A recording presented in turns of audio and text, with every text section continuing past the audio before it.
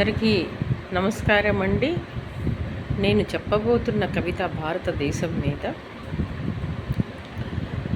భారతదేశం బంగారు దేశం, పుణ్య నదులతో పులకించిన దేశం, ధన్యజీవులను కన్నది నా భారతదేశం.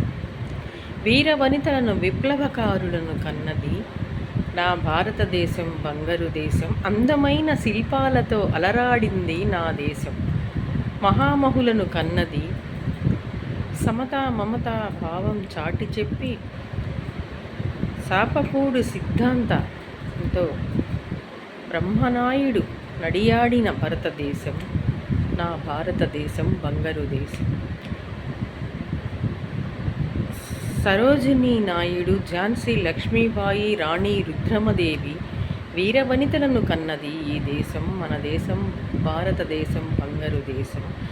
ఎందరో త్యాగాల ఫలితం మన భారతదేశం, త్యాగధనులతో విలసిల్లిన దేశం, మహాకవీంద్రులు కవయిత్రులు పుట్టిన దేశం ఈ భారతదేశం బంగారు దేశం.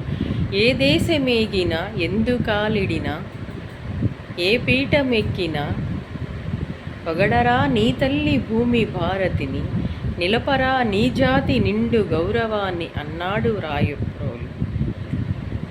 నా దేశం భగవద్గీత, నా దేశం సంస్కార గంగ, నా దేశం అగ్ని పునీత సీత అన్నారు మరో మహాకవి. నా దేశం కళలతో అలరించింది నా భారతదేశం. పుణ్యమూర్తులను ధన్యజీవులను కన్నది ఈ భారతదేశం. నా భారతదేశం అందమైన దేశమై అన్నదాతలతో అలరించింది నా భారతదేశం అంటుంది మాధవి సహజ కవయిత్రి గుంటూరు.